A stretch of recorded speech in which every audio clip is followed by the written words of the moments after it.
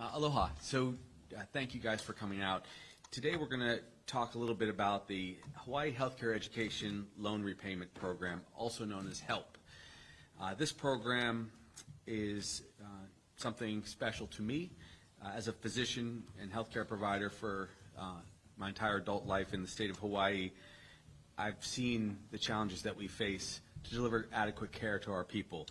There are incredible healthcare disparities amongst some, particularly those who are struggling economically. Our Hawaiian community develops chronic disease an average of 10 years earlier than average, and people who are of Hawaiian descent die 8 years earlier on average because we never have enough health care, and we struggle with so many of these challenges.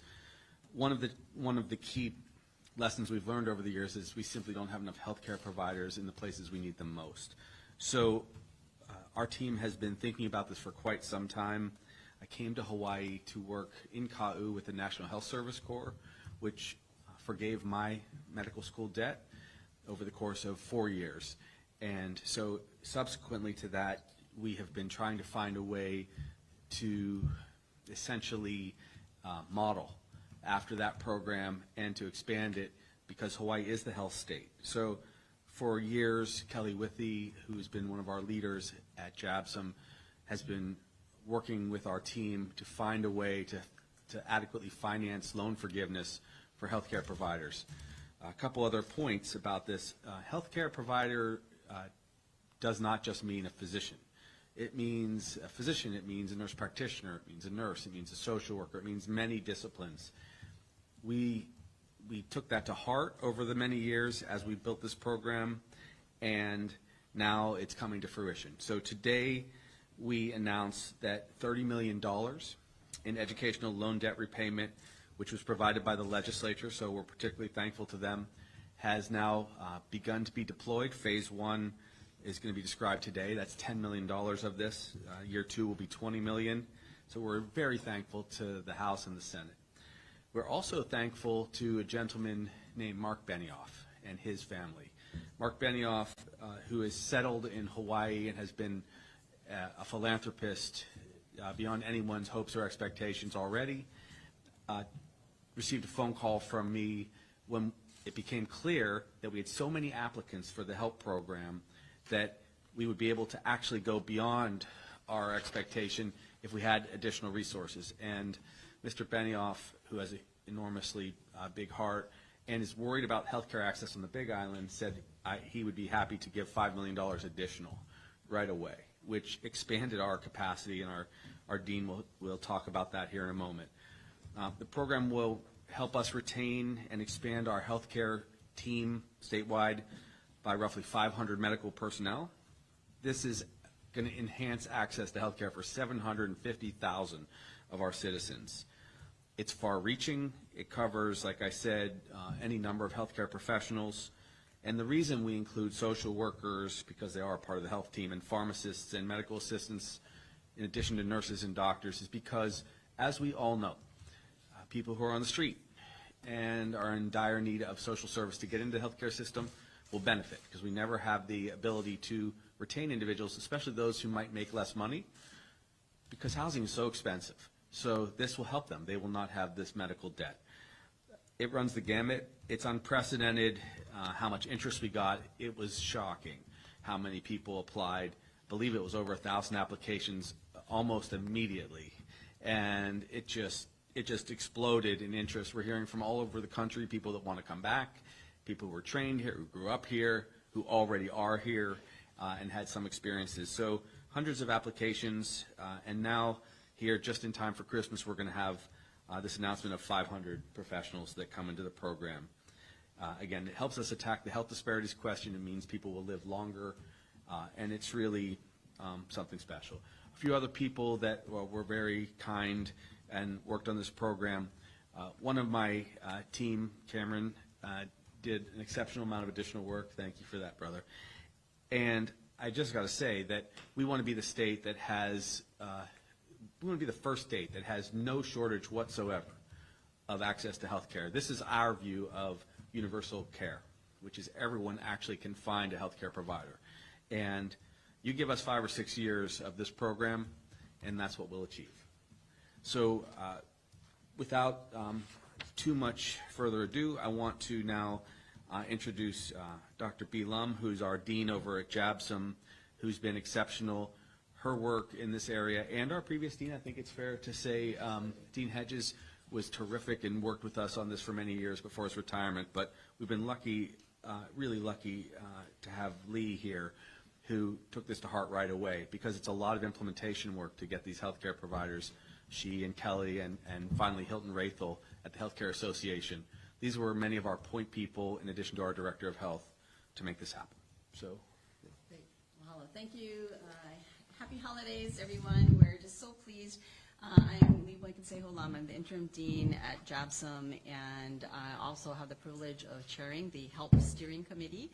And as the governor mentioned, we have worked really hard to try to design this program that reaches all of our very high demand health professionals. So physicians, nurses, nurse practitioners, behavioral health providers of all types, some of our key technicians that work in the health systems and the hospitals, the people that work in nursing homes, all the areas that really impact the health care, impact the care of our most vulnerable people. So these are the eligible people, and within the first really 4 weeks, we had over 500 applications, and in this next period, which hasn't even quite closed yet, there's over 1,300 applications, and they do come far and wide. And so we're really happy that the HELP Steering Committee is comprised of representatives, including our UH Manoa School of Nursing Dean, Dr. Siria Ulep, and we've got leaders from Hawaii Pacific University, from Chaminade, from our Department of Health, Healthcare Association of Hawaii, Robert Hirokawa from the Primary Care Association of Hawaii, because again, our populations in the federally qualified health centers are among those that have the worst health disparities. And so we have really, with Dr. Withy, and I must shout out Kelly Withy. So Kelly has run our Hawaii Pacific AHEC for a number of years and is the champion for all things health workforce. They produce the health workforce report, and that combined with the health workforce, the other health worker report from the Healthcare Association of Hawaii, that's how we've been able to more clearly define what is high demand and very, very high demand. We saw this, each of us individually during COVID. Many of you reported on the shortages and the challenges with nursing and social workers and others. And so really happy to report the number of thank you emails that Kelly and I have gotten since the letters went out on Wednesday. Tears of joy, able to stay here in practice. The debt was almost causing them to move. And in many cases, especially among our private practice physicians, they face really difficult decisions on whether they can stay or not because of many things that impact private practice. And even from some of our own JABSOM graduates, born and raised here, dedicated to serving the community, some of them had thoughts of leaving because they just could not afford to practice here. And so these loan repayment amounts, while it doesn't completely wipe out their debt, is a huge sigh of relief and gives them a little bit of breathing room. Some of the debt ranges, are as high as $500,000. Some not as high, but again, when you look at what salaries are and cost of living, it's a lot of debt. Just in the first cohort, over $50 million worth of debt. And this is qualified educational debt. This is not mortgage or house or anything. So just really thankful for the support of the legislature, for the governor and everyone, and so happy to be able to deliver this news on behalf of the steering committee. So. I want to add a point, and then we're going to have John, who's one of our physicians, our state physician leaders, talk about his experience with the program. Remember in COVID when we had a severe shortage of staff, nurses and doctors, and we had to open up a lot of extra wings at the hospitals, and we're so short. We paid $150 million to bring in traveling nurses, physicians, respiratory therapists, just in that period of time. $150 million because we had to, like many states, surge our capacity. Had we had a program like this up and running a couple of years ago to the tune of, well, let's call it average of $15 million a year, 10 million this year and 20 million, we would have not had to do that. So you can even see just in kind of from a macroeconomic perspective, getting ahead of our shortage of healthcare professionals will prepare us to deal with crises going forward for much less money, but with providers that know our community already. And that is that's an important perspective to keep, because healthcare is expensive and it's difficult in Hawaii many times to have people understand what our specific needs are culturally, which is why I'm now going to turn to someone who does have those deep understandings of our people, and this is John, who is a local peds physician, and he can tell you about his experience. So happy holidays. I'm John Misailidis. I'm double boarded in internal medicine and pediatrics. I did residency training here 20 years ago, and I'm extremely grateful for the loan repayment, for the legislature, for Governor Green. It impacts my ability to stay here and practice. Just as a background, I worked in the Queen Emma clinics for many years, taking care of the underserved. I trained numerous medical students, residents. I was part of the residency training program. I've volunteered at Papakolea extensively, which is a largely Native Hawaiian community. I love the people here. I love taking care of the people here, and I never want to leave. I've had to consider that several times, given the enormous debt that I had from medical school, and that debt has caused a lot of anxiety and concern because it was so large. This loan repayment is going to relieve that, allow me to stay here, continue to do what I love, and take care of the people that I love as well. John, tell them how much debt you had from medical training. Yes, so I had $250,000 in debt, which I whittled down a little bit, but it's still pretty considerable. So very grateful. So he was 5 years apart, younger, of course, than me. I had $140,000 in debt, which would have calculated out to about $315,000 of payments over the course of 20 years. So you can imagine what $250,000 looks like. I'm sure it'd be well over $400,000. So when healthcare providers get their loans forgiven in this way, it's a magnified benefit, and then hopefully we get someone like John for a lifetime. Yep. Thank you. Okay, we can move to Q&A. Darryl? First, of the first 500, how many would you say are retained physicians or healthcare providers versus recruited coming in from outside to? Great. So out of the first, so part of that first 500 includes about 40 residents who are in training, and of those, about 10 are on the mainland and are now committed to coming home sooner than they would have. The rest actually are retained providers, and many across the state, and so many more. So the breakdown is about 29% Big Island, 42% Kauai, 17% Maui, 48% Oahu, one on Lanai, in terms of the geographic breakdown. And we've got, a good amount of primary care providers and lots and lots and lots of mental health. In fact, I think the mental health providers outnumber the primary care providers, which is great because we have tremendous need. That was actually, and I'll amplify Dr. Pilum's statement. One of the priorities from the get-go was to not just address the shortage, but also address the focus of our healthcare system. And so Dr. Fink, our esteemed Director of Health, and I put our heads together, and we thought, okay, let's steer things very heavily towards behavioral health, which essentially by definition means mental illness and addiction. And we saw a lot of people struggling during the isolated period of COVID and then the disaster on Maui. So we're committed to the neighbor islands. That was always a a passion of mine from my professional experience on the neighbor islands, but Kenny was very instrumental in helping us to focus there. And the nice thing about, and we're describing this help program as the loan forgiveness piece, the loan repayment piece, and then people that have joined this, we think of them as part of our Hawaii Health Corps, which we've been gradually expanding.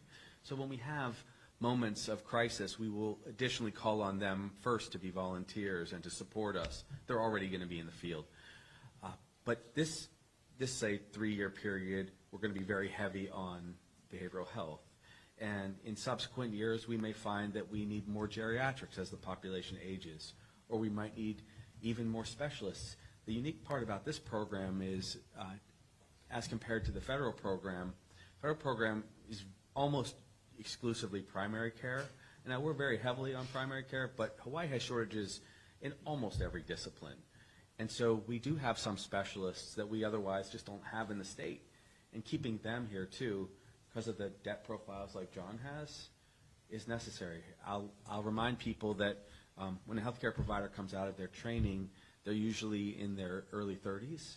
So they haven't had a job, and they haven't had a house, and they have $250,000 to as high as, what's the highest debt?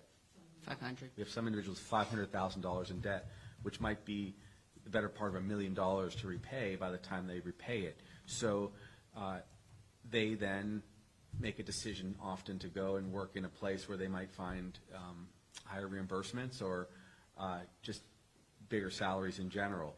And we lose our local people. So in this case, we're going to do a ton of retention. We've had an aging physician population, and that's always been a challenge too. So as some of those docs go out, we repay the debt here. We also expand the practices as we've been doing for all of the physicians plus nurse practitioners and PAs, and that's how we get ahead of all these health crises. To follow up then, in the next tranche,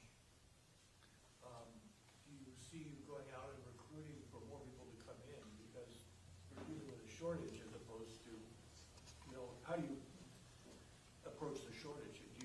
How do you go out and get people to come who wouldn't even be coming to Hawaii?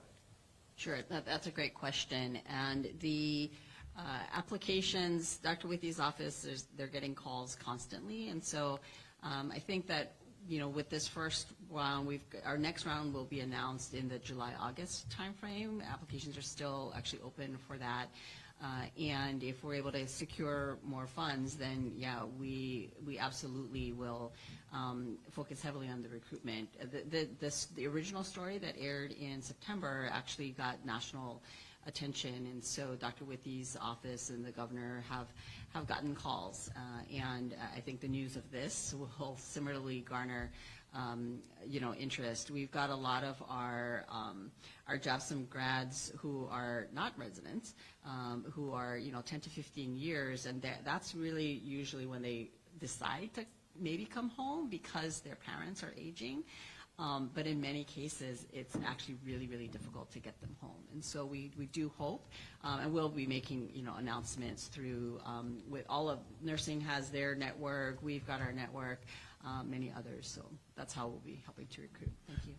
What we envision, and so the first year it was easier to communicate locally, of course, but now people are aware of it. And I do get cold calls to my cell phone from the mainland. I'm a resident. Can I come to Hawaii and have my debt forgiven if I commit? Our commitment is a minimum of 2 years, and it's also individuals have to be committed to serving at least 30% of the population that are Medicare or Medicaid that have additional needs, although almost our entire state, every region of our state classifies in that way. There are very few specialties, if any, that we don't have some need to help with. So I think what my team has begun to describe me as is kind of the healthcare recruiter in chief, because I get to talk at a lot of health conferences like our dean and like Kelly, and when we can put this out in front of people, remember it's going to double next year. It goes from 10 million to 20 million, and then we intend to ask for $20 million a year going forward. It does garner a lot of attention, especially from states where it's become less appealing to practice for some providers. Hawaii doesn't get in between healthcare providers and their patients in the way that some other states do. As we've seen, some states are really are kind of interceding in what physicians can choose to do with their patients. And I think that makes us an attractive place to practice. It's just really the high cost of living. That has been our biggest barrier. Yeah, and housing is that largest piece of the high cost of living. So now as we erase the debt ranges, the grants range widely depending on how much people owed. The highest amount of loan repayment a person can get is $50,000 per year. We have some people just getting a few $1,000s, correct? And then we even will help some people who are part-time healthcare providers, but they, of course, get just part of a grant. Dan, you have a question? Yeah, two. One, just to follow up on the point about cold calls, but also if John could tell us a little bit more about your bio, how old you are, where you're from, where you went to medical school. But Yes. Governor, I inferred that you're getting calls from people with no Hawaii ties interested in loan forgiveness. The program is for people with Hawaii ties. What are you? Is that a large number of people that have heard about it? They're on the mainland. Do you have a ballpark how many of those you're getting? Well, I've had dozens and dozens of calls, for sure. I've had calls ranging from people that I did residency with 25 years ago who still have $100,000 in debt, and they have a connection somewhere or another, a relative in Hawaii. But I'm getting a lot of calls actually from parents of children who are off in nursing school or off in medical school or have a social worker child that they just feel they can't ask to come home because they can't afford a house. And so when we're able to share, yes, your child who has $60,000 in debt from social work degrees will have that debt forgiven, that's often the tipping point to get them to come back and be home with their family and now serve our patients. So a lot of parents have been calling me and stopping me in the street at Ala Moana Park saying my child went to Castle and then went to USC and got a degree, but they have too much debt to come home. Can you pay their debt down? And they'll come back. So I can't even tell you. That's like the most common version of the conversation. And it's really gratifying to say, well, apply now. And we have pretty high confidence that as long as we can verify your child's medical training debt and your connections in any way to Hawaii, they've got a really good shot at getting approved. And an even better shot, although we've approved a lot of people, an even better shot next year when we have twice as much money. As Mark Benioff shared with me, we hope that, so his focus, the additional monies he gave us enabled us to expand extra on Big Island. So Big Island has got an even higher proportion this first tranche of money because there's an extra $5 million suddenly to support the program. He's very supportive of Hilo Hospital and the community health centers over there, and now this program. He and I will be reaching out to other people that have significant net worth to support this program because this program helps everybody. This is one of those programs that everyone needs health care. Everyone's got a parent or a child that needs health care. So we want to have more providers than we've ever had before. For the follow-up? Oh, yeah. Where you went to school? Sure. So, yeah, I grew up in California. I went to medical school in New York, and then I came here for residency training. 52. For residency, correct. Internal medicine and pediatrics, and really fell in love with the people here. I love the multicultural aspect of it, and I love the local culture, particularly Native Hawaiian culture. So I got very involved in that, and wanted to take care of the people here and stay, and had that opportunity at Queen Emma Clinics for many years, taking care of the underserved. So I'm extremely grateful to be here. I love it here, and I'm grateful that I'm going to be able to stay and practice for the rest of my career because of this loan repayment's really going to help.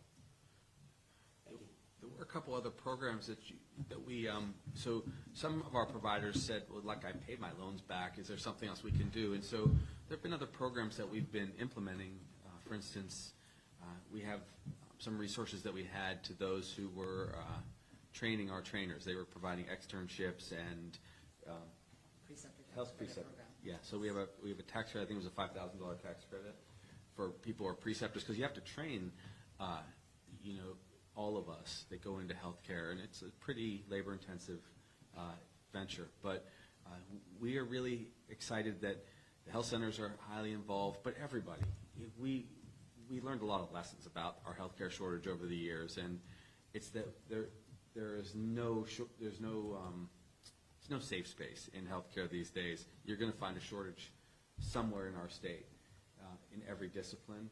And so we're going to be able to be very targeted and thoughtful about whether we need a nephrologist here, where there's more renal failure, or whether we need another surgeon in an area where we have more traumas from car accidents, or where we need a lot more help with vaccinations across the state if there's a pandemic.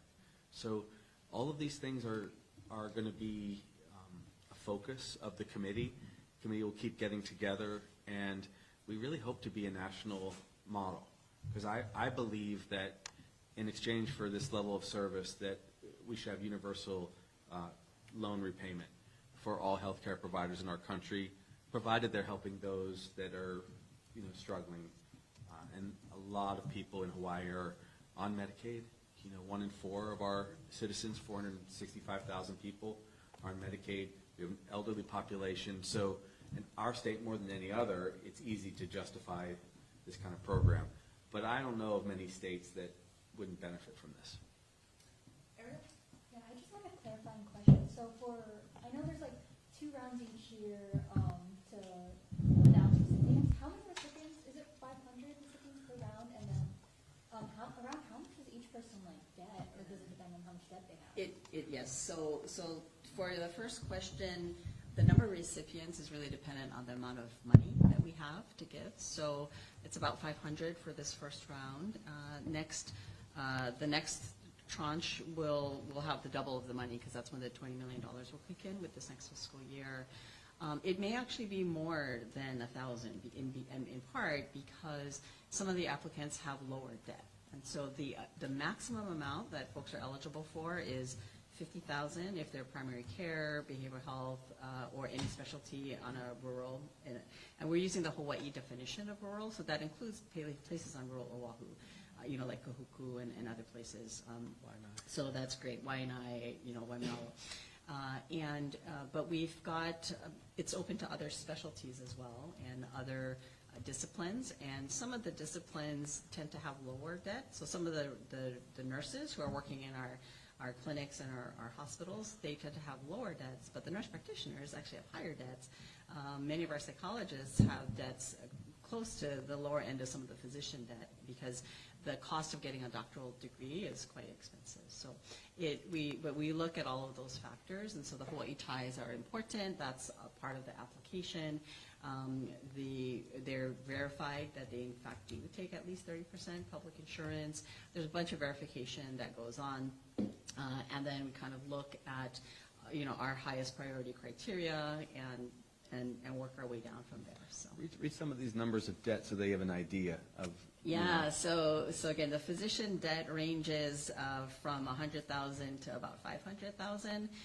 But we've got some psychologists with debts, again, in the 120s and the 130s. Here's someone, 141, 192,000. We've got a psychologist with $365,000 of debt. So it really depends where you go to school. And we're really lucky that for those that come to school here, University of Hawaii is an amazing bargain for the education that you get, but it is still expensive. But we do know that, again, when you go to a private school, for example, for whether any part of your education, it is going to be more expensive. But we've got some, registered nurses who are in the low 100,000s, and we've got folks that are, some of our important technicians that have lesser debt, but they also have much lesser salaries. And so, any amount of debt in this economy is significant and adds to the stress and to we're seeing in the healthcare sphere some people who are well qualified who are actually leaving the healthcare sector to work in another sector because the pay is better. And we just can't afford that. Our hospitals can't run, our nursing homes can't run, we can't transfer people in and out, so this is really helpful. We had a couple compounding problems from COVID. There were additional retirements because of burnout and fatigue. We also had a lot of, as the dean said, a lot of people leave the field if they were on in the lower tiers of pay, like say at some long-term care facilities. And that created a lot of challenges because if we don't have nurses and physicians and aides at long-term care facilities, we couldn't discharge people to get their rehabilitation. So the hospital beds remained occupied. So we really need to expand the entire base of our healthcare system. And that's why having such a broad capacity to forgive loans it's going to be kind of the magic, actually, to repopulate a lot of our facilities and open up those beds. So we're really excited to see what the effect is. Like I said, the first year was stunning how many people applied. I think we're going to see an enormous uptick in people that choose Hawaii over other states in the coming years. So we're bracing ourselves for that in a positive way. And that's how you just take us to the next level. We already are the healthiest state. We have the longest lifespan. But that also means we have a lot of extra care to deliver to elderly individuals. And we're perhaps the most generous system in the country for those who need health insurance from Medicaid. And again, it's sometimes difficult to attract healthcare providers into that service. All of these people in the Hawaii Health Corps are going to be helping there. Any final questions from my double Ds? I knew one had. Go, Daryl. You know, I've got a lot of very specific questions. Maybe I'll follow up afterwards just to get the details straight. But the other complaint that you get from the healthcare field about Hawaii, operating Hawaii, is the taxation rates. You know, they want excise tax exemptions, they want, and so on. Are you going to, in this legislature, pursue those again, the excise tax breaks for Medicaid doctors and so on? I've always favored that personally. I will tell you, as we wrestled what the benefits would be, for direct supportive providers, this is just way larger for those who have debt. For people who already are well established in their practice, this doesn't impact that as much, except that the way the health system works now is when you bring on extra providers into your practice, it generates a lot more money because we have the medical home model that's often used. So that's also going to help increase revenues pretty dramatically. Right now, about 10 to 15% of patients don't assign themselves or choose a healthcare provider because they can't find one. But the insurers are willing to pay for their care in these systems. So when you add one of these younger providers, perhaps, into your practice, it will really ramp up revenue. And it will help us on many levels. But yes, that's important. We also talked about reimbursements this year. One of the key initiatives we funded already, and I do want to give extra credit again to Hilton Rathel at the Healthcare Association. We amped reimbursements for Medicaid up to Medicare for primary care across the board. And that, again, was much larger than erasing the 4.166% general excise tax on healthcare. Though, you know, we do in general in health favor getting rid of any regressive taxes, and since we believe healthcare is a human right, trying to do that. But I find this to be the most direct way to help healthcare providers. Dean, so 500 people got approved. That's a big number. Do you have an estimate of how many were not accepted?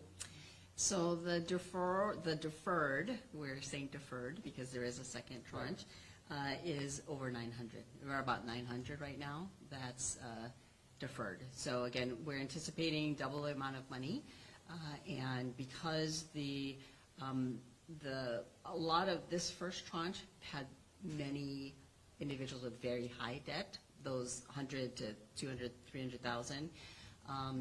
So far, what we've seen with the 900 that are deferred, there's a higher proportion with smaller amounts of debt. So we're basically hoping that double the money will be able to go further.